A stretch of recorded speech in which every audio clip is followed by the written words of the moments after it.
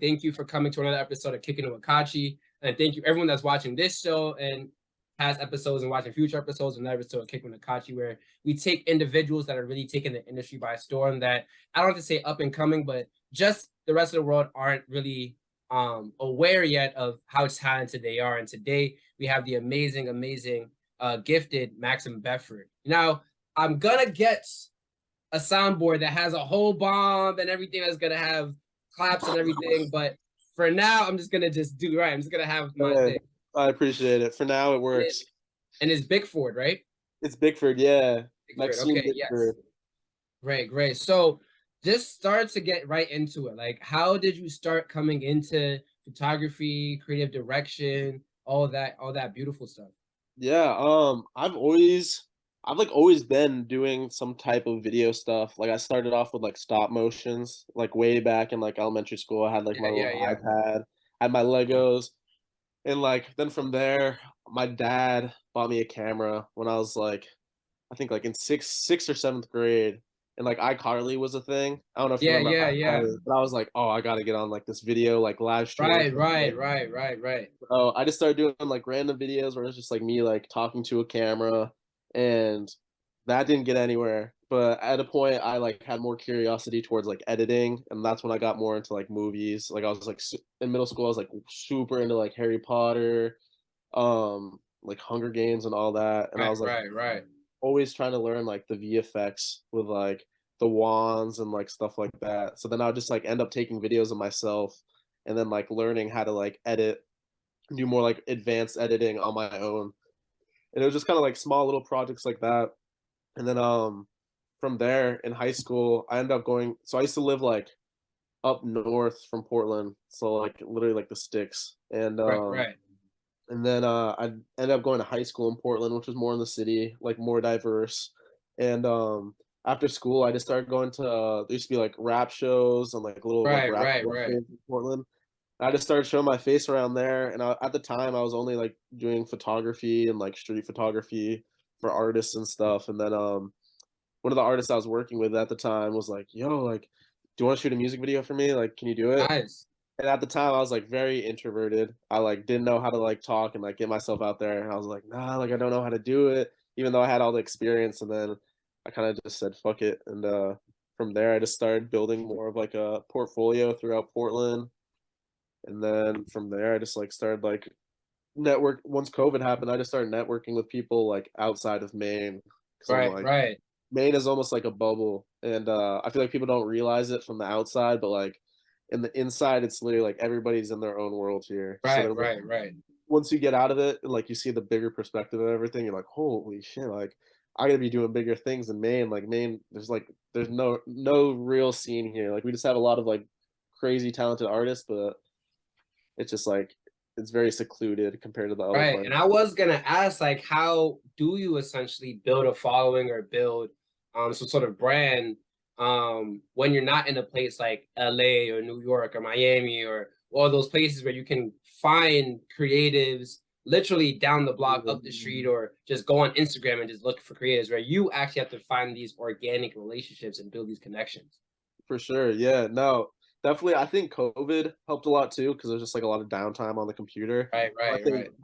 I was working with a lot of just like local artists at that time, and that was like it's fun and all, but like of course you like want to like kind of step out of the box and like try new things. So then I just started like DMing like random people in Boston that I saw were popping. Like at the time, like God was like one of my favorite from Boston. I like reached out to him, and then I just started working with him in Boston, and then from there like it expanded to like other brands wanting to work, and yeah, just kind of like getting out of the circle and like just like literally like just DMing like people that you look up to or artists that Right. even if they kind of have like a bigger following than you and you're confident in your work, just like reach out. Like you never know. Shoot And your I was shot. gonna ask too, like, what can you sort of explain the experience or thought processes with working with a bigger artist and probably a bigger brand than you, like namely Chavo, I think is his name. Oh yeah, Chavo. Yeah. Right, exactly. Like millions of views on Spotify, millions of views on YouTube and things of that nature. does that sort of come into play when you're tapped to work with him? Like you're saying, "Oh, I'm working with this really big guy or this really big name." Does that kind of change your game plan to get you into a different mode? I think it kind of it feel when you're working with like a bigger artist who's like been in the industry like a lot longer than you have and like have more of a following than you have. I think it definitely is. It comes a lot. You want to be as professional as possible, but it's like hard to when you don't have a lot on your portfolio that other with other artists that people know. So like being in a position like that, I think it's like all about like you just gotta kind of like fake it until you make it. Like you gotta know. Like sometimes I'm just like I don't know what I'm doing at all. But Right, you just gotta act confident, and then like once I get that footage and I go home, I'm like very confident in the editing and the way that it'll come out. So then I'm like, okay, I know that they're gonna think it's fire. And then from right, there, it's right. like you progress the relationship from there. But being able to shoot a recap for Chavo like that, that was pretty crazy. That was like right when I moved out to LA last year too. And one of my friends, he was opening up for him, and so then I got the chance to like shoot a recap. I got to talk to him for a little bit too. It was just like very surreal because I was like the first like person outside of Maine with like a Right, big like right, hit that I got to like talk to. I'm like, oh my god, like he's real. Like these people are right, real. right. And, like he's a genuine ass dude too. So it's just like something like very like whoa. And do you think that like now that you're in LA, you're working with these artists and then you're traveling, doing all this other stuff, does that sort of take away or push more of the repping Maine agenda, repping Portland agenda? It definitely pushes it more because I feel like it definitely like the thing is like coming from Maine and then going out to like when I was living in LA at the time and people are like, yo, where are you from? It's Right, like, where are you oh, from? Exactly, right. I'm from Maine. People are like, what the fuck? And you're out here Right, doing this right, kind of stuff. It's just like it's such a cool feeling just because you're like people don't know much about like the culture of Maine. Like there's like it's just like such a secluded area. So people are like, whoa, you're in the middle of the woods, you're in Canada. So then like being able to like put on and like kind of build almost like a name for Maine and like right, just like right, representing it in different places is just like such a cool feeling because then people back home of course will like take that and be like inspired by it or like I don't know. I have people back home that would just like text me, be like, "Man, you inspire me so much. Like, dude, it's crazy that you're doing these types of things." But it's like, dude, literally anybody can do it. You just gotta like get out of the right, cycle. right. And I know when you went to LA, you did basically, well, it didn't start out as this, but you took a bunch of footage and then did like a week-long recap of your time in LA, right? So what's the experience in kind of creating a project where it necessarily isn't tied to like a payday or your brand exposure or, getting content out, but really just Yeah, documenting your life? yeah. You're talking about the March in LA Yeah, video. yeah, yeah, Yeah. yeah. So that was just basically I edited that once I got back from LA because I was out in LA from January to June and then I ended up coming back home to the East Coast just because I was like LA is cool and all, but it's just like very oversaturated at this point. Right, right, With, like everybody's trying to kind of do the same thing. And I just kind of like wasn't like around like the best people too. And I feel like at that time I was just like, okay, I'm ready to go home and slow down. And I right, think being right, out in LA, like it's just so fast paced compared to Maine, of course. So I kind of always kind of like felt not like left out, but like that montage was kind of to like represent like all around all these artists, these like big right, artists right, like right, doing this type of thing. But I feel like I don't have like a place because I'm like still trying to figure out what type of visuals and content I want to produce. Like I don't want right, to be right, like this like Cole Bennett type guy. I want to be right, way more than that. Like I want to be doing like now I'm starting to get more into like short films and like more like art type visuals. So I right. feel like I've always had like such a passion for film and I feel like with music videos and in LA I just got like caught in this loop of like making stuff that wasn't stuff that I wanted to create as like a director. Right. And I was gonna say, like, does coming back home, does that sort of hit a creative reset, or does it Yeah. help you basically pace yourself a lot slower and feel what you actually really want? What's the difference, I guess, in terms of creating in LA and then creating back at home? Whereas in Definitely. LA, you kind of have like a little bit more It's like freedom go, as go, as a go. young man, right? But Yeah. in Maine, you probably have a little bit more introspectiveness, so to Yeah, speak. definitely. I was very excited to come home because Maine is just like it's very slow paced here. It's like a lot Yeah. of old people too. Like this is where people come Yeah, to yeah, yeah. retire. I'm So in it's like, Vermont, so I definitely know what it's, oh, yeah, I you know definitely, how? Yeah, you know what yeah, I it's know like this, yeah. exactly. So yeah, it's just very like slow pace. And being out in LA, I think it took me like a month to kind of get like acquired to like the go. I was like working with this brand, Denied Approval, and Nice. they do Okay. like vlogs and work with big artists and all that. And I like it was just like we were up until like 4 a.m. in the studio. Like I was just like never used to that. And it was just like, all right, next day you got to shoot this video, edit it by the end of the day, and then like by the end of the week, I've like shot like 3 music videos, edited like a bunch of different like stuff for Jeez. brands. But then like coming back home, it's like just like okay, I have nothing on my plate right now. I can kind Right. of like Right. take step by step and like see where I want to build. And I feel like being in Maine too, it's like there's a lot of room to just kind of like sit and like be like, okay, I want to if I now that I want to experiment, it's like how am I Right. You going to can do that tinker. Exactly. Right. exactly? And I feel like just kind of being in that environment in LA, it's just like it's a little bit like in my opinion, it's just like too overwhelming. Like there's too much going Right. on, and like as like Right. an Right. artist, I want to be able to just like slow down, collect my thoughts, and like how am I going to be able to think outside the box and like not do like what's going to make me happy and benefit me rather than like other people. But But do being you feel like maybe LA helped you grow a lot faster as an artist and essentially put definitely, your back against the wall? definitely, it was I the experience in LA was great. Um, it was just like I'm glad I got to experience it at this age, like only being like now 21, but being 20 at the time. Right. It's such a good experience because now I realize like what I want and like what I kind of want to expect for myself like in the coming year and like what type of people I want to surround myself with and like what type of person that I want to be. And I think like having that experience and going through like really highs and lows out in there just because it's like so expensive and like so much going on, it's just like now that I've had that experience, I've been able to like sit back and kind of like process that whole experience and realize like, okay, this is the type of lifestyle I want to have. I kind of want to have more of a journey with film instead of like trying to like just rush everything and Right. kind of Right. Right. Right. enjoy the process more than like just kind of put stuff out there just to like put it out there.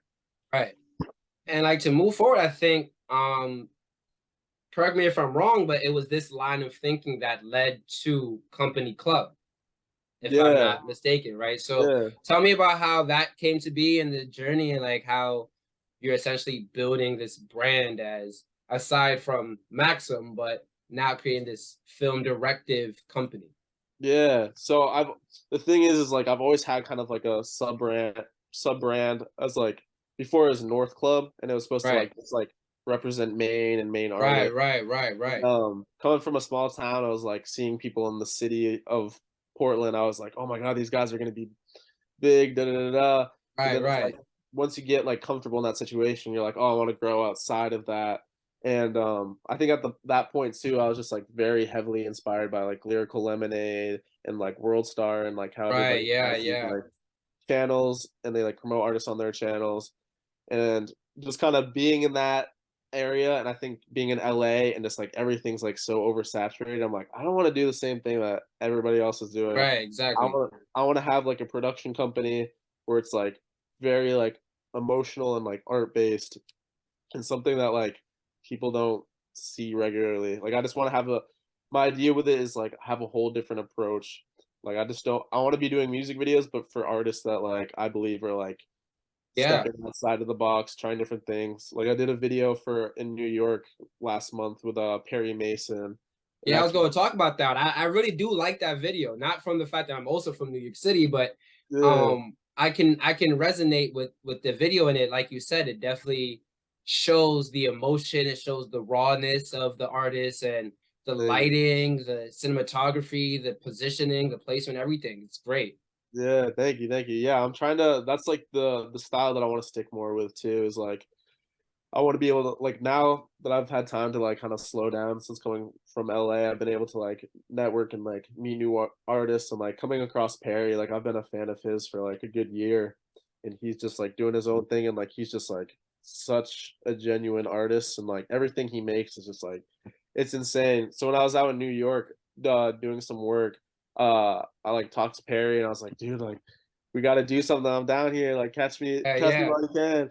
And then we literally just decided we landed on that song and then he was like we had no plan at all. We're like just meet me down at what is it, Grand Central Station, and we'll just shoot until your camera dies. So we shot Nice. for like we got like over like 3 hours of footage, and the song was just perfect too because that was kind of like a song that I want to use almost as like a revamp of like the Yeah, style that yeah. I want to come out with, and the way that he's like very emotional and like his music is like kind of like very like I don't know. It's just like very different from like what you hear nowadays, and I feel like Right. it was definitely a great way to like do a music video and capture that because I want to start experimenting with colors and angles, and that was just like a Yeah. running video too. So I just want people to like be like, "Whoa, something Right, different from right. like the typical like trap videos." Right, right, right. And I was to say, like, as I was growing up, like you probably I'm a little older than you, but if you remember Yeah, like MTV music videos, BET, you know exactly. what I'm saying, 106 in Park, and the music video was a very important genre. But I feel like as we got through the SoundCloud era and go through the streaming era, we've been taking a lot out of music videos, right? Definitely. So with your style, do you still feel like there's basically a place or a niche for basically these storytelling videos in Yeah, music still? 100%, 100%. There's so many great directors out there too that do that. Like there used to be a director named John Psycho, and he'd almost create like horror like visual like short films, but like then work with these big rappers like Right, Lil right, Wayne and right, stuff and all that. And I think it's something that's definitely really important. I feel like it's kind of hard for people to like do it that way because everybody wants that quick like go go right. go. It's High, so cookie cutter now, right, yeah, like just like very like oversaturated like VFX and all that. And it looks right, good, but it's like I feel like simple is more. And like when you can create like a story with an artist that is actually taking their music as art in like an art form and like coming up with like using both of your heads and brainstorming ideas of like how is this gonna make the viewer like feel this way and like with right, colors right, and angles. Like I just really want to play in with that and like make people like feel that like intense like emotion and like really kind of like put themselves in like the artist's place. yeah, yeah. And I think like moving forward into the newest project that you just dropped 6 days ago, Self Destruct, right? Like Yeah, talking about putting yourself in the not this artist, but the actor's shoes, right? Of this yeah, mental turmoil, this mental anguish, this, like you said, self-destruction. So yeah. what was the creative process in basically coming up with something so honestly, like you said, so emotionally tolling, right? For probably you as a director and creator, but also for someone that would watch it and also relate to it. Yeah.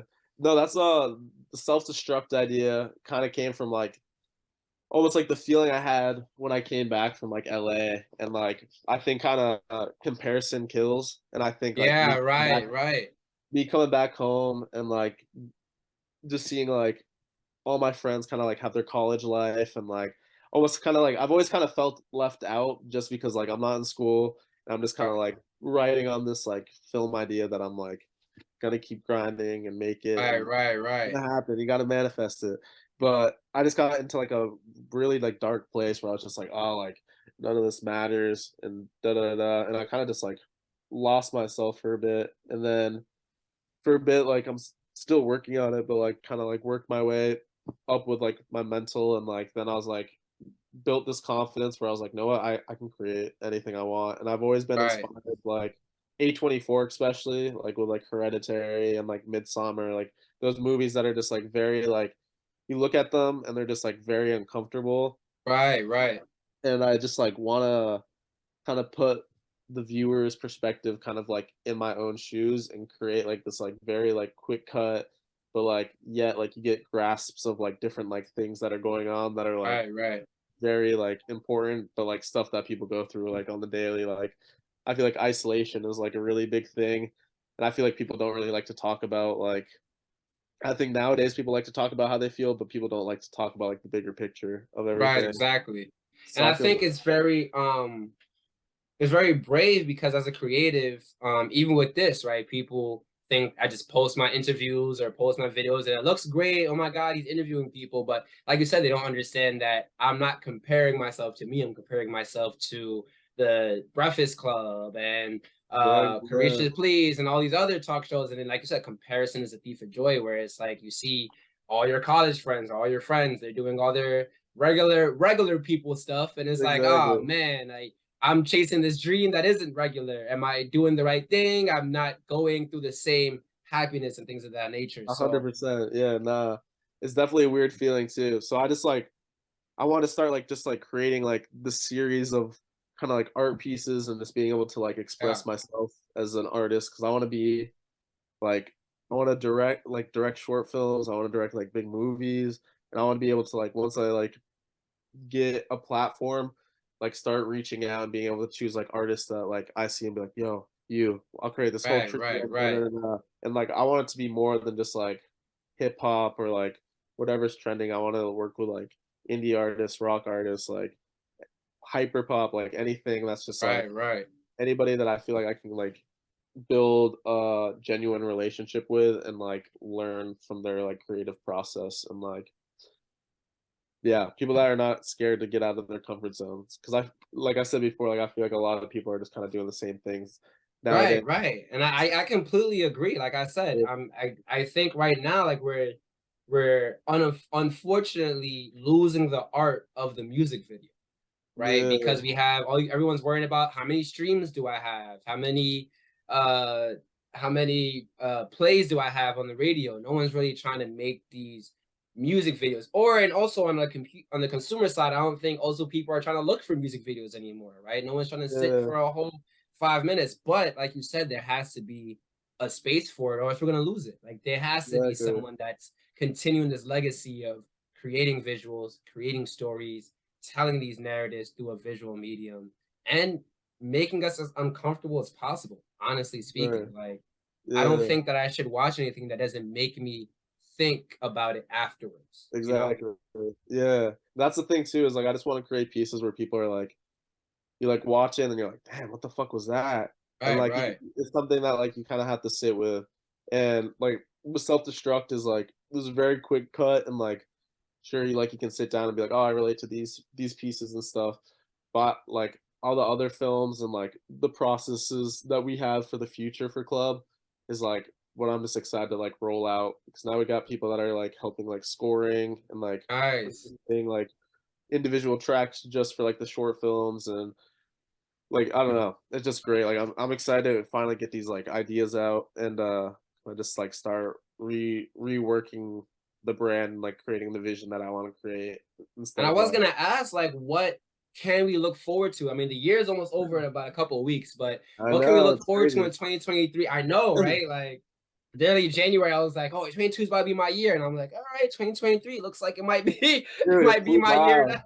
It's Right, crazy because the whole time I was in California, I was like, damn, it's already May. Like, and right. then like summer happens, it goes by quick. But yeah, no. So like for the last couple months of this year, I just been kind of like sitting back, chilling, and kind of coming up with ideas, but not trying to like overthink them too much. But Right, for next year, I got a lot of plans with short films, and like I have like a short film series that I want to continue like throughout the whole year and kind of drop like a short film a month, but like make it like very like good. I don't want anything like rushed. Like I want it to be like a full right, of process. course. And then I have like just music videos again, but like now I'm like way more selective and working with artists that I want to work with like out of state. And We have any sneak peek names I should look out for, or is that undisclosed information? disclose. You'll see. Okay, classified. All right. Yeah, nah, but yeah, I'm very excited for the new year. I got a lot of plans. I'm just trying to. I think this year was like a year for experimenting and kind of like figuring Right. out what my niche is, and then now now that January is rolling around, it's like I'm ready to like start like rolling out this like new club ideas and everything.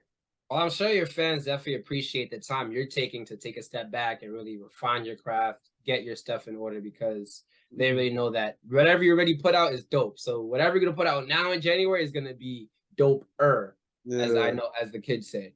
for sure. So moving into the like now that I got you all nice and comfortable talking about yourself and everything, now I want to get into my favorite part, which is the lightning round, where we Lightning round. ask a couple questions just to get to know you a little bit better. Christmas Or is coming up. I don't know if you celebrate, but maybe somebody watching this will get you something nice from Christmas. I don't know. It's not gonna be me though, but I'll be the platform to connect you with someone that may do that. hey, perfect. All right. So first one, right? You got your. I'm gonna give you a Gucci duffel bag. Gucci duffel bag. Heading Okay. out of the crib, right? What are the 5 things that you have to have in your duffel bag? 5 things. I gotta have mint gum. I gotta have one of these bad boys, Fire and and then water, yes.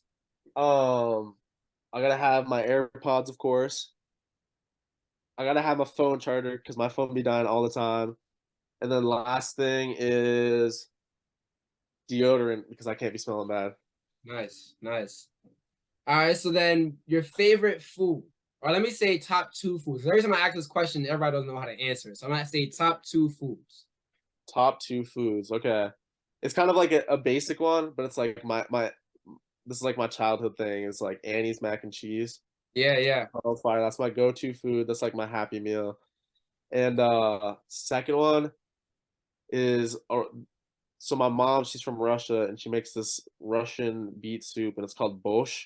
That Nice. is like I've had Bush. That's yeah, great. Yeah, yeah. that's probably definitely my second one. Just because it reminds me Nice. of my mom. But Hey, if any ladies is watching, I don't know if you got a girlfriend, but if you wanted the key to Maxim's heart, make her some eh, Bush. So, what are 5 things on your holiday wish list this year? 5 things. I don't even think I have 5 things. A Nintendo Switch, so I can Yeah, I play need games one like too. I that. need one too. I've been out of the video game. It's been a minute, so I'm trying to get back into it. Some new. I need a new computer. A new computer would be great. Can edit videos faster. Other than that, I mean, I already have like everything I want. I just want like new clothes, money to spend clothes, and Right. money. They That's like about it.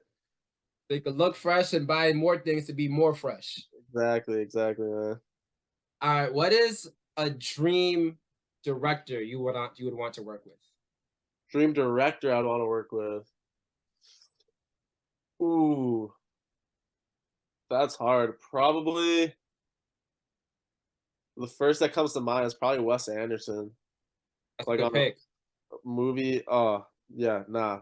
Just being able to be like behind the scene, like even being able to just be behind the scenes and like watch him do what he does, like Right, right. that would be a dream come true. And just like taking from what he knows, or even like collaborating, like that would be something like out of this All world. right, ladies, listen. Bosch and Wes Anderson movie. He's giving you the recipe for the date night. Yeah, yes, sir. All right. So what this is probably gonna ruffle some feathers. I don't want to make anybody mad, but what is your favorite Maxim Berkoff project? What is my favorite project that I've made? I want to say any project you worked on to make it a little spicy, maybe. Any project I've worked on. Uh, I gotta say, probably my last okay, my last video is probably my favorite. I think every time I create something, I feel like it's like the last thing I've created and put The out. one with the one in New York? Or Yeah, the or okay, yeah, yeah, yeah. no, the Perry video is definitely my favorite so far because that kid's different, man. And that's a quality video. That's a really good video. Thank I you. know I know it's I don't know how you did it, but it's hard to get them train cars empty. I don't know how long you stayed on the train for, but Hey, had to clear everybody out, man. We got we were out until like 4 a.m. too, so jeez. had to wait. So for the to end off the interview, I Yeah. always like to acknowledge that like someone is gonna be watching this and they need some sort of some sort of push to let them know that they're on the right direction. So coming from you as a creative professional, what are 3 things that you've learned on your journey that you want to share to that next person? Um.